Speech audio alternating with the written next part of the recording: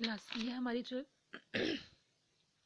अब हम इसका प्रूफ स्टार्ट करने वाले हैं, तो इसके लिए अगर आप पहले डायग्राम को फोकस कर लें कि डायग्राम में हमें देखें कि ए बी सी डी, ये हम पहले भी डिस्कस कर चुके हैं कि ये एक पैरेललोग्राम है, ये वन पैरेललोग्राम है। फिर E F G H second parallelogram है। Between the equals on equal basis B C and F G, और उनकी जो ऑल्टीट्यूड्स हैं वो भी आपस में इक्वल है, क्योंकि पैरेललोग्राम है। पैरेललोग्राम के बारे में को पता है कि उसकी अपोजिट साइड्स हमेशा आपस में इक्वली होती हैं। उसके बाद मैंने कंस्ट्रक्शन में इस तरह किया था कि बी को ई से ज्वाइन किया था और सी को ए से ज्वाइन किया था। तो बी सी ई एच अगर आप ऑब्जर्व करो यहाँ से लेकर जो डॉटेड लाइन से जो काम हुआ, ये भी मेरे पास एक पैरेललोग्राम शेप ही आ रही है। इसके बारे में भी आप कह सकते हैं कि इसकी ये साइड इस साइड की इक्वल और उनके एल्टीट्यूड भी आपस में इक्वल है। अब उसके बाद जो पैरेललोग्राम है वो between the same parallel lines है। तो ए डी ई एच जो बी सी एफ जी, मेरे पास ये दोनों पैरेलल लाइंस हैं जिनके दरमियान हमने ये दो तीन पैरेललोग्राम्स ड्रॉ किए हैं। अब हम प्रूफ पे जाते हैं। प्रूफ पे जाने से पहले मैंने सेपरेटली सारी पैरेललोग्राम्स ड्रॉ कर दी हैं। ये ए बी सी डी है, ये मेरे पास सी एफ जी एच है, और ये मेरे पास बी सी ई एच जो मैंने डॉटेड लाइन से काम किया था कंस्ट्रक्शन से, मेरे पास ट्रायंगल आई थी और सॉरी पैरेललोग्राम आई थी। हमने प्रूफ स्टार्ट करते हैं। प्रूफ में हमने लिखा था given parallelogram A B C D and E F G H between the same parallels. ये बात मैंने की कि जो मेरे पास ए बी सी डी बनी और ई एफ जी एच बनी, तो वो between the same parallel lines बनी। अब ये देखो, ये लाइन और ये लाइन भी तो आपस में पैरेलल है ना, क्या कभी एक दूसरे को इंटरसेक्ट करेगी? नहीं। तो हम कह सकते हैं कि बी और ए डी ई एच मेरे पास दो पैरेलल लाइंस है। और यहाँ पे हमने लिख दिया आल्टीट्यूड्स आर इक्वल, इनके आल्टीट्यूड भी आपस में इक्वल है। उसके बाद हमने कहा कि hence A D E H is a straight, कि मेरे पास क्या है कि ए डी ई एच एक स्ट्रेट लाइन है, और स्ट्रेट लाइन है जो पैरेलल किसके है, बी सी। तो अभी हमने ए डी ई एच को जस्ट एक ही लाइन के पैरेलल का है, बी सी। अब जाहिर सी बात है ए डी ई एच के अगर हम एक लाइन की बात करते हैं, ए फिर डी पॉइंट आ जाता है, फिर ई पॉइंट आ जाता है, फिर डी, और फिर हमारे पास एच पॉइंट आ जाता है, और हम सिर्फ जस्ट बात करते हैं बी सी की। तो ये दोनों लाइंस भी तो हमेशा आपस में पैरेलल ही लेंगे, क्योंकि ये कभी भी एक दूसरे को इंटरसेक्ट नहीं करेंगे, चाहे हम जितना मर्जी एक्सटेंड कर लें। अब यहाँ पे हमने लिखा कि इसके दरमियान पैरेलल लाइंस है। तो अब हम डिस्कस करते हैं। हमने अपने गिवन में ये बात लिखी थी कि जो बी सी है वो किसकी इक्वल है, एफ जी की इक्वल है। ये बात हमने अपनी गिवन में लिखी थी। क्यों लिखी थी? मैंने यहाँ पे लिखा था क्यों इक्वल है, क्योंकि ऑन द इक्वल बेसिस है, इनकी बेसिस आपस में इक्वल है।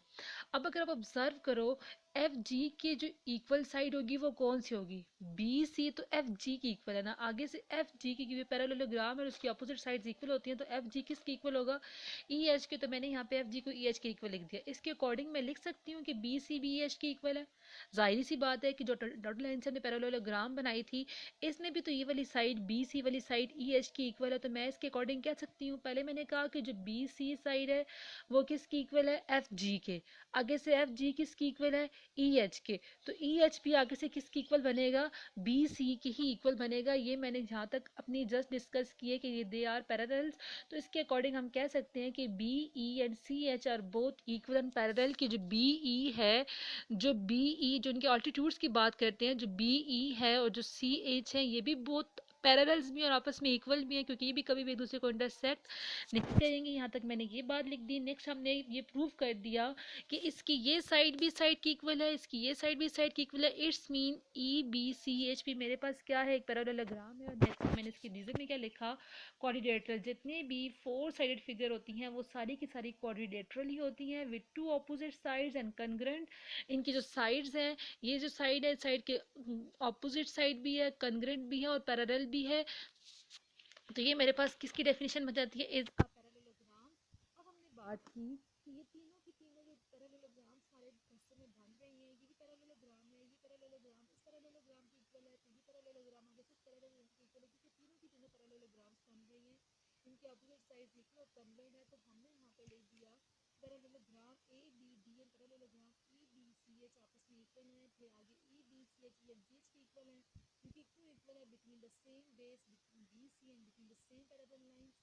उसको हमने एंड पे लिख दिया कि वाकई ही ये तीनों की तीनों पैरेललोग्राम आपस में इक्वल है, तो इनका एरिया भी आपस में इक्वल ही होगा।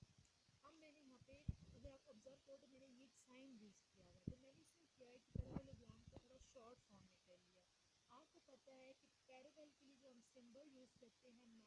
तो हम वो ये लाइन्स यूज़ करते हैं, क्योंकि पैरेलल लाइन्स कभी भी आपस में इंटरसेक्ट नहीं करती, तो हम मैथ्स में ये सिंबल पैरेललोग्राम के लिए यूज़ कर लेते हैं, सॉरी पैरेलल के लिए। अब अगर हम पैरेललोग्राम की बात करें तो यहाँ से लेकर यहाँ तक जस्ट इसका क्या बनता है, पैरेलल बनता है। इसकी पैरेललोग्राम की जो वर्ड है पैरेललोग्राम, उससे हमारे पास इसकी डेफिनेशन में हमारे पास यूज नाम आ जाती है कि इसकी जो अपोजिट साइड है वो पैरेलल है, उन्हें कभी भी आपस में दूसरे को इंटरसेक्ट नहीं करेंगे, तो हमने पैरेलल के लिए यहाँ पे ये सिंबल यूज़ कर लिया। आगे ग्राम लिखा हुआ है, मैथ्स में भी या फिजिक्स में भी आप ग्राम के लिए मोस्टली जी एम वर्ड ही यूज़ करते हैं, तो मैंने यहाँ पे जी एम एस लिख दिया, क्योंकि एस की बात हो रही है, ये पैरेललोग्राम है, तो मैंने तब यहाँ पे पैरेललोग्राम्स का जिक्र किया। यहाँ पे मेरे पास इधर मेरे पास जस्ट एक पैरेललोग्राम थी ए बी सी डी, तो मैंने यहाँ पे जस्ट एक पैरेललोग्राम लिख दिया, जी एम लिख दिया, और पैरेलल के लिए पैरेलल का वर्ड यूज़ कर लिया, और ये आपस में इक्वल है, उनका एरिया भी आपस में इक्वल ही है। नॉट स्टूडेंट, आपने स्टूडेंट को अपनी कॉपी पे 2 दफ़ा लिखना है, प्रैक्टिस